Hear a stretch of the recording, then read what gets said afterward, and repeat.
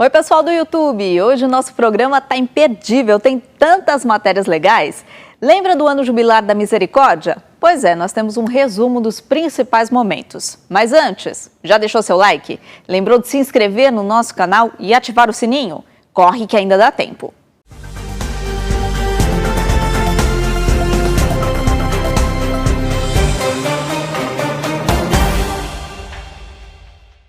No ar, o Século News, edição especial. Hoje vamos lembrar os momentos mais marcantes do Jubileu da Misericórdia.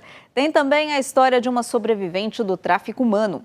Notícias sobre o consistório que ocorre nesse sábado. E ainda um jovem italiano que foi declarado venerável e pode ser beatificado pelo Papa Francisco. Há 5 anos, o Santo Padre viveu o Jubileu Extraordinário da Misericórdia e deixou um legado de um ano decisivo para ele. Confira. Já se passaram 5 anos desde o Jubileu da Misericórdia. Vale a pena lembrar porque continua sendo uma parte icônica do pontificado do Papa Francisco. Por exemplo, o Papa optou por inaugurá-lo em um dos lugares que mais sofre no mundo, a República Centro-Africana. A missa contou com a presença de cerca de 2.500 pessoas, entre elas o imã da mesquita central da cidade.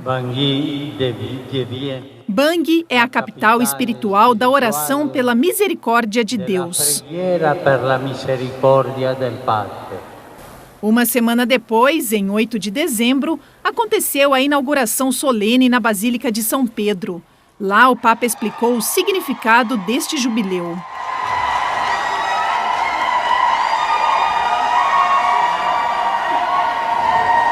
Entrare per quella porta. Passar pela Porta Santa significa redescobrir a infinita misericórdia do Pai, que acolhe a todos e vai pessoalmente ao encontro de cada um. E ad ognuno vai incontro personalmente. Foi talvez o único jubileu da história a ser inaugurado por 2 pontífices, o Papa Francisco e o Papa Emérito Bento XVI.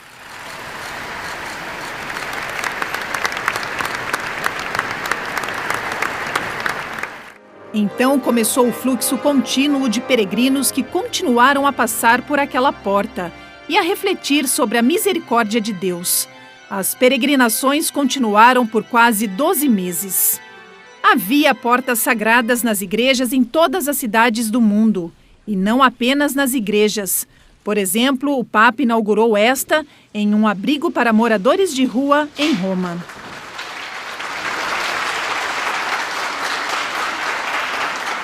Questa porta, che è la porta della carità, la porta... Que esta porta, que é a porta da caridade, a porta que ajuda a tantos descartados, nos faça compreender que seria bom para cada um de nós, cada romano, cada um se sentir descartado e sentir a necessidade da ajuda de Deus. Que ognuno di noi, ognuno dei romani, ognuno de tutti i romani si sentisse scartato. Ao longo do jubileu, ele costumava fazer visitas surpresa a diversos lugares de Roma. Ele os chamou de gestos de misericórdia. Em janeiro, o Papa visitou este abrigo para idosos. E noi siamo felicissimi di accoglierla. Non sta signora. Non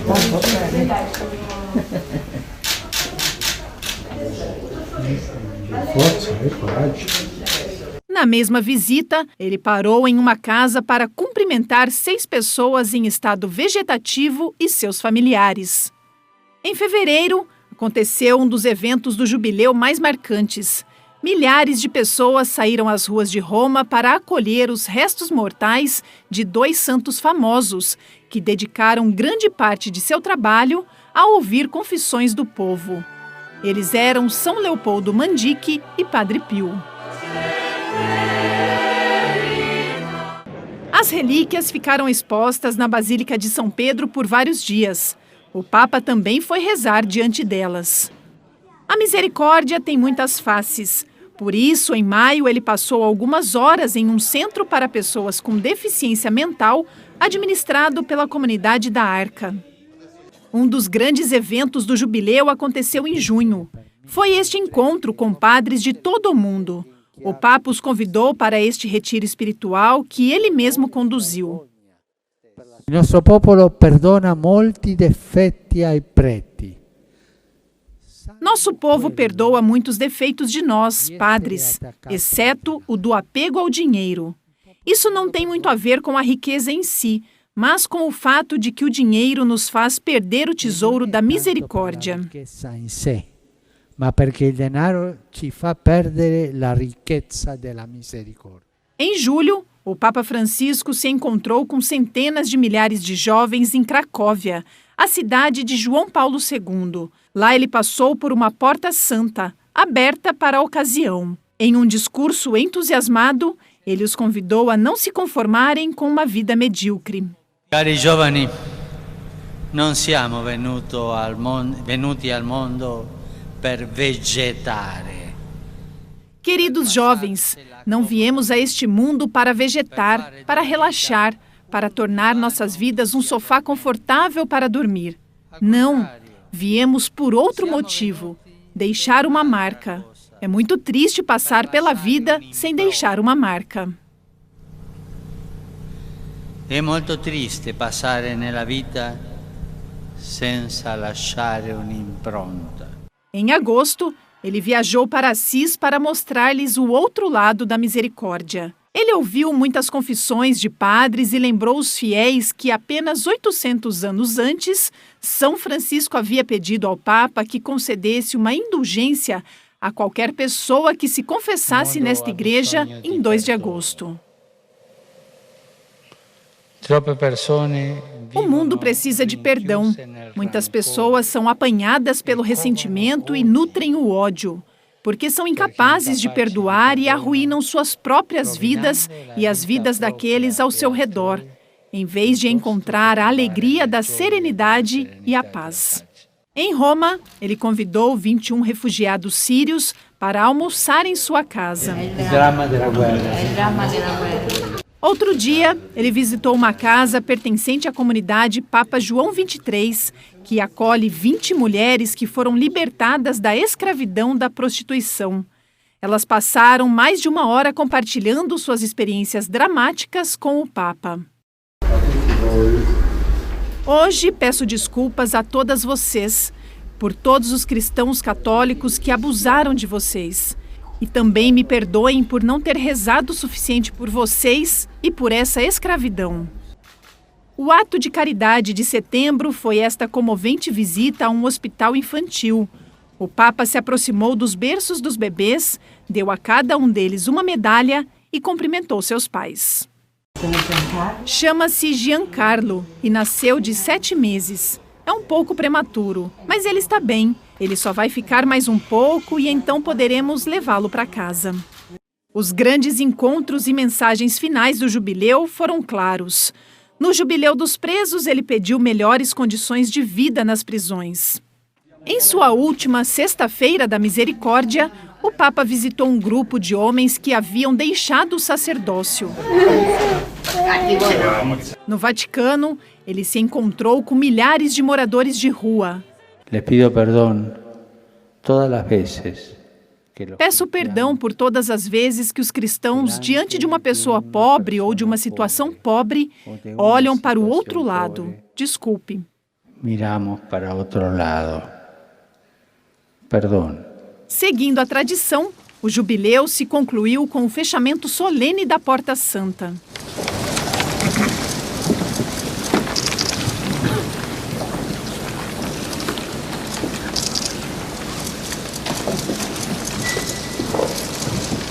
É claro que o Papa lembrou aos fiéis que as portas da misericórdia de Deus estão sempre abertas. Esta porta será aberta para o próximo grande jubileu no ano de 2025.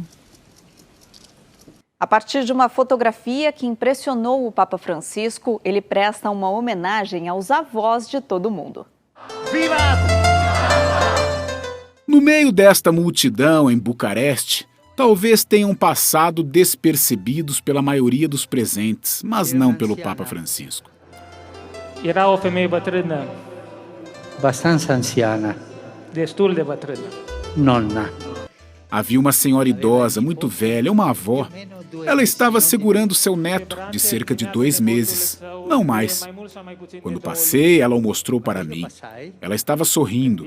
Foi um sorriso cúmplice, como se me dissesse: olha, agora posso sonhar. E sorrideva con un sorriso di complicità, come dicendomi: guardi, adesso io posso sognare. Esta avó é a mulher de quem o Papa Francisco está falando. Esta foto foi tirada por um fotógrafo porque o Papa ficou muito impressionado com o seu simbolismo. Agora é a imagem que o Papa Francisco dá de presente aos seus convidados, como fez com os cardeais espanhóis. Fala sobre a necessidade de contar com os idosos e com o futuro, e como os idosos também contribuem para a construção do futuro.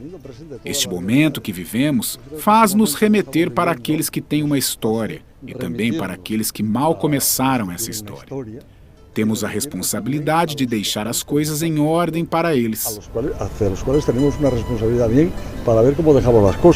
Com a foto, o Papa quer lembrar mais uma vez a importância do diálogo intergeracional, do bem recíproco, feito entre avós e netos. E per questo lo racconto.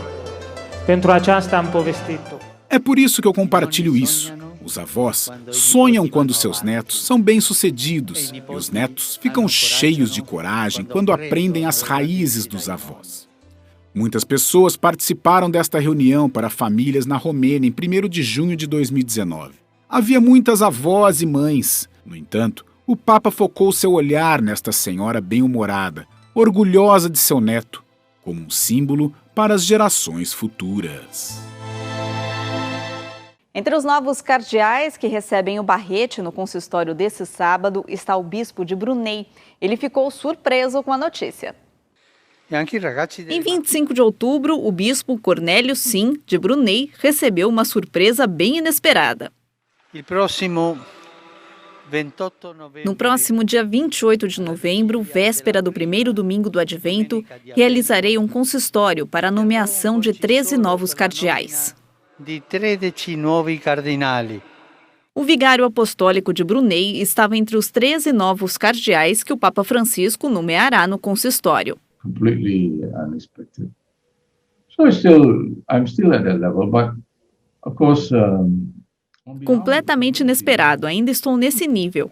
Mas é claro que, em nome da comunidade, é prudente para mim dizer que nossa comunidade tem sido reconhecida de forma direta ou indireta, a contribuição que pequenas igrejas dão à Igreja Universal.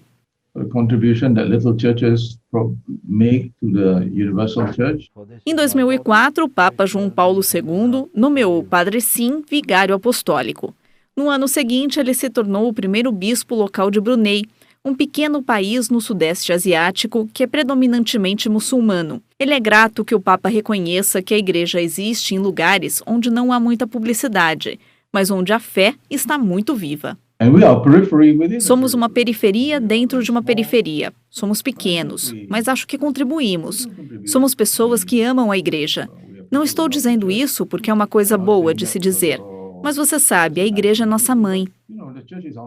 Não está claro se o bispo Sim viajará ao Vaticano para o consistório ou receberá o barrete em seu país natal, algo que receberá com orgulho na frente de seu próprio povo. Uma nigeriana sobrevivente do tráfico humano fala como resistiu a essa tortura. Blessing Okoyedon, uma sobrevivente nigeriana do tráfico de seres humanos. Ela mora na Itália desde 2013, quando foi levada a deixar a Nigéria por uma oportunidade de emprego promissora na Europa. Quando cheguei aqui, percebi que o emprego não existia. Era tudo uma mentira. Percebi que estava nas mãos de traficantes quando me disseram que tinha de pagar 65 mil euros. Ela diz que esse fenômeno de tráfico que afeta muitas mulheres nigerianas é alimentado em parte pela perseguição religiosa, que força muitas pessoas a deixarem suas casas. Esses deslocados internos são especialmente vulneráveis ao tráfico porque se encontram nessa situação. Por isso, muitas vezes caem na promessa de uma vida melhor e são levados para países desenvolvidos e industrializados estrangeiros, especialmente no Oriente Médio. Apesar da extensão do problema, Blessing diz que muitas pessoas permanecem ignorantes ou indiferentes à situação. Ela explica que antes de se tornar uma vítima, ela nunca imaginou que isso pudesse acontecer com ela. Fechamos nossos olhos para este fenômeno dramático porque pensamos que nunca pode acontecer conosco. Por quê? Porque pensamos que vivemos em um mundo lindo, mas infelizmente não é o caso. O tráfico de pessoas é um fenômeno realmente evidente e atual. É por isso que, como sobrevivente, Blessing agora se dedica a aumentar a conscientização sobre o tráfico de pessoas e a perseguição religiosa. Ela diz que toda a sociedade deve trabalhar em conjunto para acabar com esta tragédia. A família do ex-presidente do Paraguai, sequestrado desde o dia 9 de setembro, pede mediação da igreja para ajudar a libertá-lo. No último dia 9 de setembro, Oscar Denis, ex-presidente do Paraguai, foi sequestrado. Desde o sequestro, sua família não recebeu informações sobre seu paradeiro.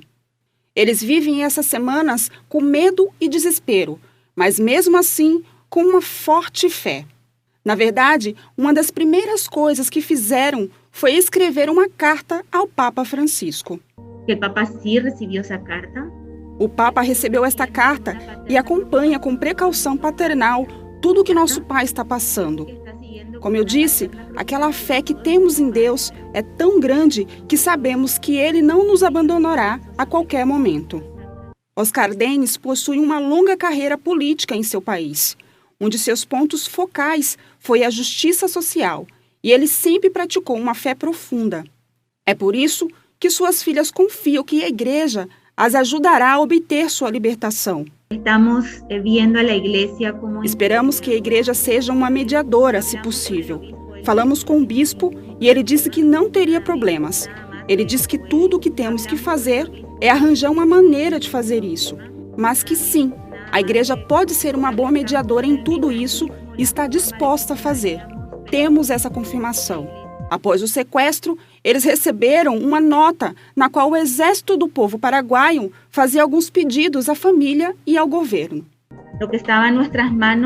Que estavam em nossas mãos com muito sacrifício e graças à ajuda de muitas pessoas, conseguimos dar. Atendemos o pedido no tempo e de maneira que eles queriam. Divulgamos que se tratava de um pedido dos sequestradores. Porém, o que pediam ao governo estava fora de nosso poder, pois queriam a libertação de membros de seu grupo militar.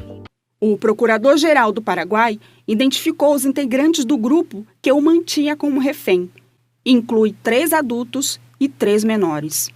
A seguir, você vai ver outro jovem italiano a caminho dos altares. A gente volta já.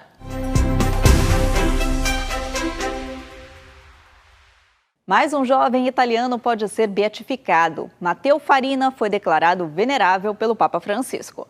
Matteo Farina, um adolescente italiano que morreu de um tumor no cérebro em 2009, foi declarado venerável pelo Papa Francisco. Com quase 19 anos, esse jovem deixou um legado que poderá ser lembrado para sempre pela Igreja Católica.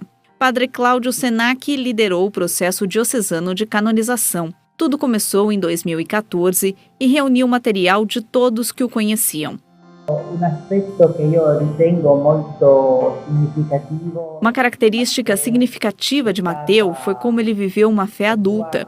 A maturidade da fé é encontrada em 3 aspectos: tempo dedicado à oração, onde você coloca seu dinheiro e como você fala dos outros.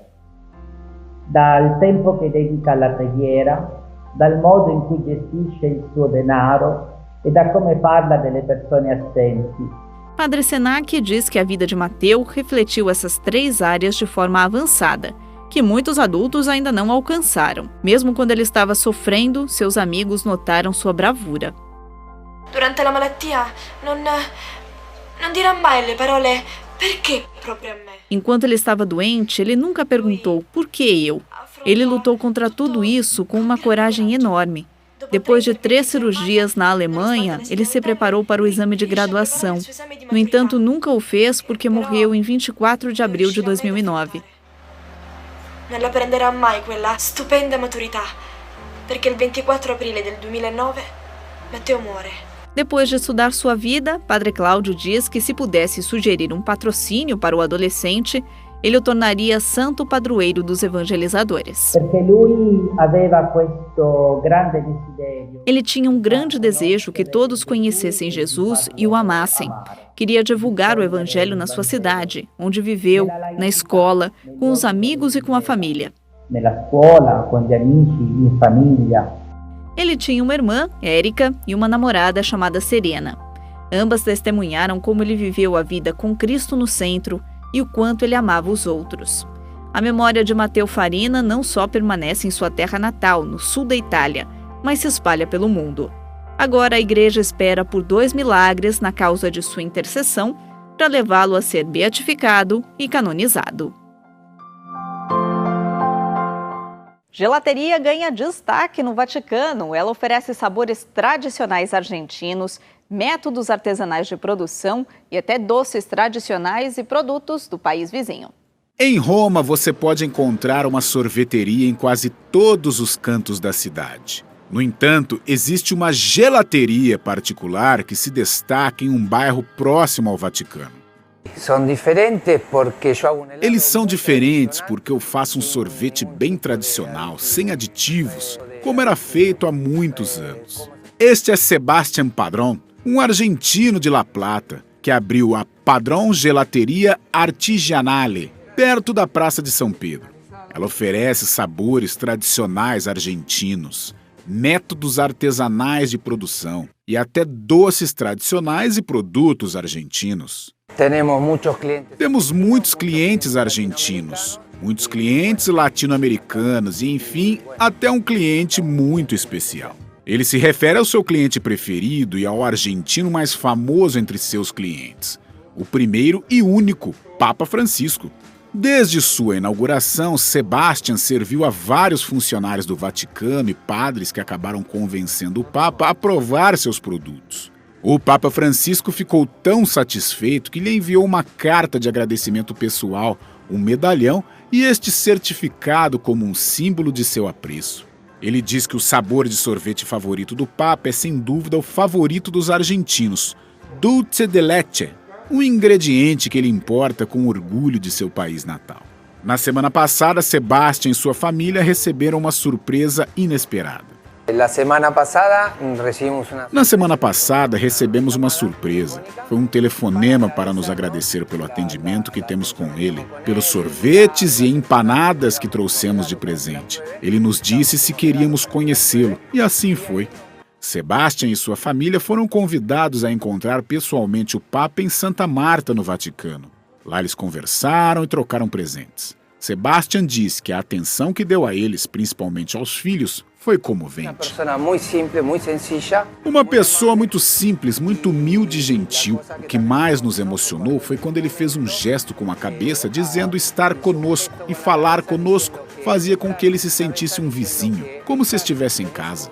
O trabalho árduo e a perseverança de Sebastián ao longo dos anos, sem dúvida, lhe renderam muitas recompensas. Segundo ele, o mais importante foi poder servir e conhecer o pontífice argentino, aquele vizinho avô que o faz se sentir em casa. Por hoje é só, mas daqui a pouco você vai poder rever as nossas matérias direto da telinha da Rede Século XXI. A gente tem um novo encontro na semana que vem. Até lá!